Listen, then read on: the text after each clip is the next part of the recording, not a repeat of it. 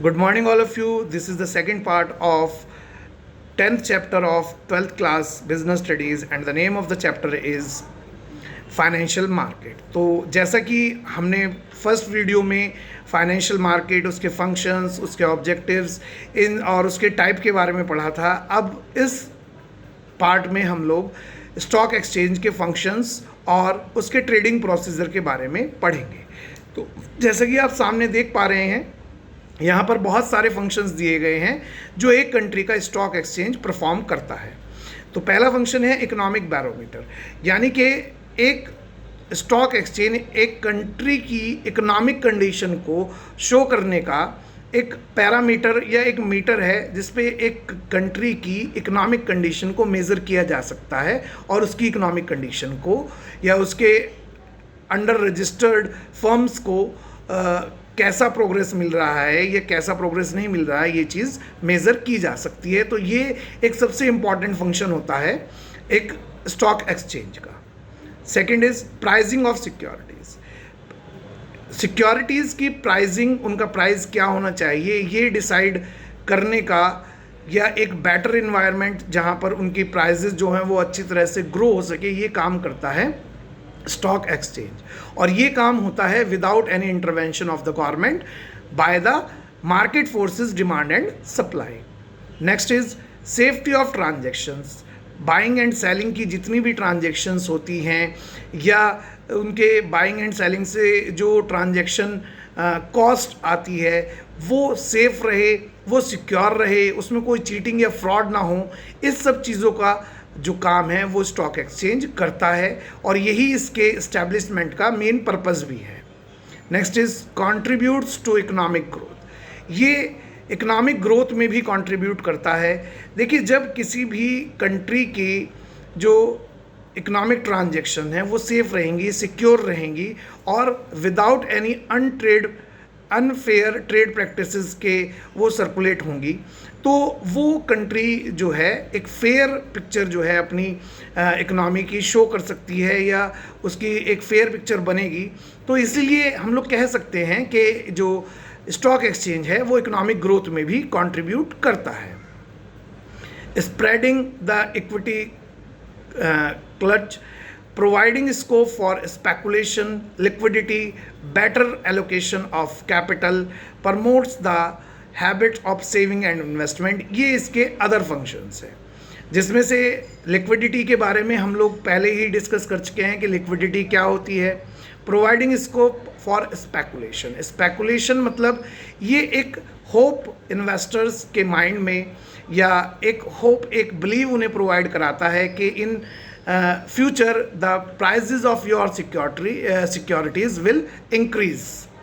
तो इसी तरह ये स्पेकुलेशन प्रोवाइड कराने का काम करता है। बेटर एलोकेशन ऑफ कैपिटल का बेटर एलोकेशन यानी कि बेटर यूज़ कैसे किया जाए, उसमें कैसे बेटर रिटर्न लिया जाए, ये काम भी स्टॉक एक्सचेंज का ही होता है।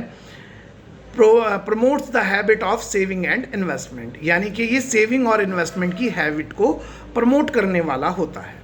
तो ये देखिए, इस टॉपिक में हमने जाना कि एक स्टॉक एक्सचेंज, एक कंट्री का स्टॉक एक्सचेंज क्या क्या फंक्शन परफॉर्म करता है, ये जो कि बहुत इम्पॉर्टेंट टॉपिक है और इसमें से बोर्ड में बहुत बार क्वेश्चंस जो हैं वो पुट कर लिए जाते हैं।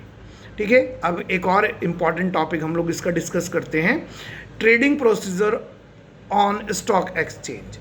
एक स्टॉक एक्सचेंज में ट्रेडिंग करने का क्या प्रोसीजर होता है, how a firm can buy and sell his securities या issue his shares through the stock exchange, उसके लिए क्या प्रोसीजर होता है। तो सबसे पहला है सिलेक्शन ऑफ ब्रोकर। ये सिलेक्शन ऑफ ब्रोकर जो है ये सबसे पहला स्टेप है, यानी कि आप या कोई भी फर्म अपनी सिक्योरिटीज़ को डायरेक्टली खरीद या बेच नहीं सकती, उसके लिए उन्हें एक स्टॉक एक्सचेंज में रजिस्टर्ड ब्रोकर यानी कि एक ऐसे इंडिविजुअल की या एक इंडिविजुअल फर्म की रिक्वायरमेंट है जो उनके बिहाफ पर उनकी ट्रांजैक्शंस की जो है सेल और परचेज की जो एंट्रीज़ हैं उन्हें करे और उनके बिहाफ पर वर्किंग करे। तो ये गवर्नमेंट के रेगुलेशन या स्टॉक एक्सचेंज के रूल्स के अकॉर्डिंग एक रजिस्टर्ड ब्रोकर ही होना चाहिए, जिससे कि वो कोई चीटिंग या कोई भी जो आपको धोखा देने वाला काम ना कर सके। Next is opening a demat account with depository. अब ओपनिंग अ डीमेट अकाउंट, देखिए जब ट्रांजैक्शंस होती हैं शेयर के सेल्स और परचेज की, तो उसके जो बदले पैसा आता और जाता है उसे कहाँ पर डिपॉजिट किया जाए, उसी पर्पज़ के लिए एक डीमेट अकाउंट होता है जो सिर्फ शेयर्स की सेल एंड परचेज के पैसे के डिपॉजिट और विड्रॉवल के लिए ही होता है, उसे ही डीमेट अकाउंट कहा जाता है।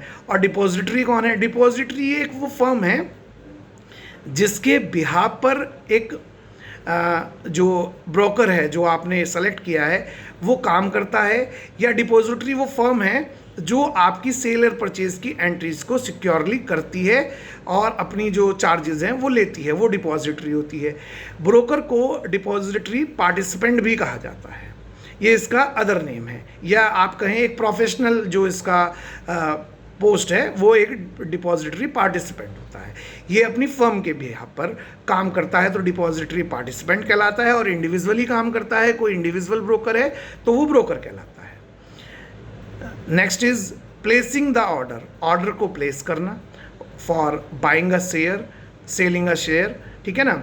लाइक फॉर एग्जाम्पल मैंने अपने ब्रोकर को ये ऑर्डर दिया कि भाई आप किसी फर्म के 500 शेयर कर दीजिए जिनकी कॉस्ट हो 100 पर शेयर, ठीक है। तो ये क्या हो गया? Placing an order. अब ये ऑर्डर ऐसा मैंने अपने ब्रोकर को दिया है, शेयर्स अभी खरीदे नहीं गए हैं, इसके बाद भी स्टेप्स हैं। Next is match the shares with best price.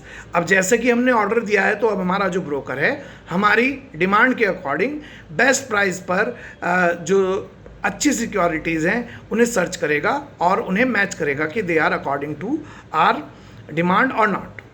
Next is executing the order. अगर उसे हमारे ऑर्डर के अकॉर्डिंग सिक्योरिटीज़ मिल जाती है तो वो ऑर्डर जो है एग्जीक्यूट कर देगा और सिक्योरिटीज़ खरीद लेगा, और अगर नहीं मिलती है तो वो डिनाई कर देगा और कहेगा कि अभी आप वेट कीजिए। Next is issuing of contract note. Contract note, देखिए अब जब कभी भी कोई सेलिंग या परचेज होता है तो वो कॉन्ट्रैक्ट रिटन डॉक्यूमेंट्स के बेसिस पर होता है, तो उसी को यहाँ पर इन्होंने बताया है इशू ऑफ कॉन्ट्रैक्ट नोट। इस ब्रोकर ने इस फर्म के बिहाफ पर इस फर्म के इतने शेयर्स इस प्राइस के हिसाब से इस डेट में इस समय पर खरीदे हैं, ये सब चीज़ें उस कॉन्ट्रैक्ट में मेंशन होती है। ये कॉन्ट्रैक्ट या ये जो सर्टिफिकेट होता है यही सबसे मेन चीज़ होती है जिससे कि सब चीज़ जो है एक लीगल टेंडर रहे और कोई चीटिंग ना की जा सके बाय सेलर और बाय परचेसर, ठीक है ना। तो इसलिए अब नेक्स्ट, और ये देखिए अभी मैं आपको एक बात और इसी में बता देता हूँ, इसमें सबसे एक इम्पॉर्टेंट चीज़ होती है कि एक टाइम पीरियड 92 से पहले तक हमारे यहाँ पर स्टॉक एक्सचेंज में जो भी काम होता था वो ऑफलाइन होता था, यानी कि मैनुअली किया जाता था। बट 92 के बाद से जब स्टॉक एक्सचेंज को अपग्रेड कर कर SEBI, stock exchange board of India, उसके बारे में भी हम आगे डिस्कस करेंगे, तो यहाँ पर एक नया ये ऑनलाइन का प्रोसेस कर दिया गया कि कोई भी जो है वो अपने शेयर्स को ऑनलाइन खरीद या बेच सकता है 24/7 जब वो चाहे। इस प्रोसेस को डीमेटलाइजेशन कहा जाता है।